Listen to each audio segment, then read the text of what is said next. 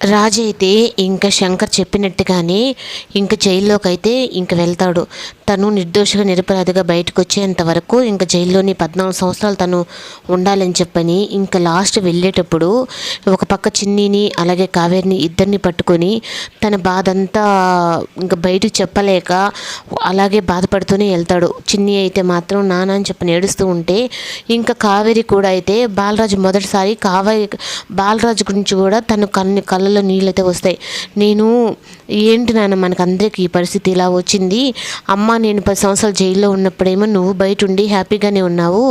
మేము బయటకు వచ్చిన తర్వాత నువ్వు ఇప్పుడు జైలుకి వెళ్తున్నావా? మనందరం హ్యాపీగా ఉండాలి, కలిసి ఉండాలి అనుకుంటే అంటే ఇదంతా మన తలరాటమ్మా అని చెప్పనని ఇంకా బాలరాజు అయితే ఇంకా కావేరికి చిన్ని గురించి జాగ్రత్తలు చెప్తూ ఇంకా చెప్పి ఇంకా తనైతే వెళ్ళిపోతాడు.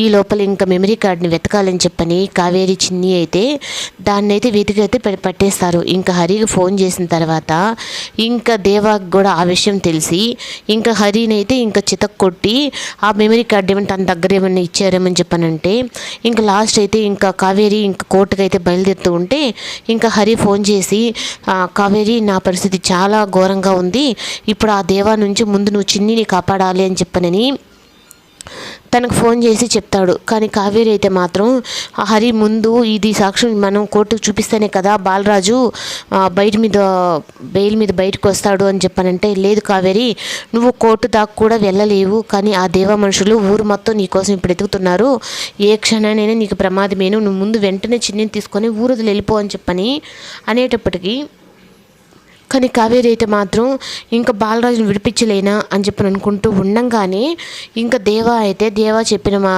లారీ అయితే వచ్చి ఆటోను గుద్దేస్తుంది. కావేరి ఒక పక్క చిన్ని ఒక పక్క ఇద్దరు అయితే పడిపోతారు.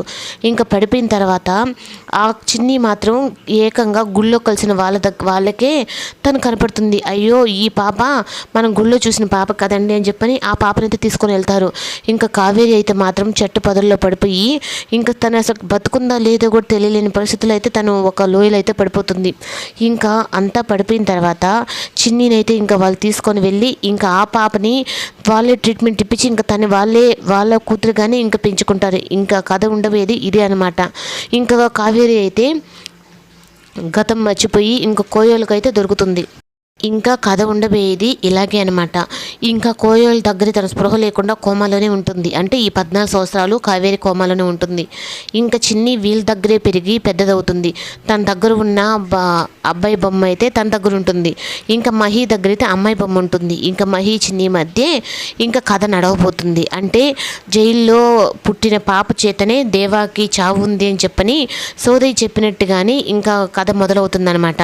అప్పుడు ఇంకా నాగవల్లి కూడా అయితే ఇంకా దేవ మీద కాస్త అనుమానం వచ్చి ఇంకా దేవ గురించి కూడా మొత్తం తెలుసుకోవడానికి ప్రయత్నిస్తుంది.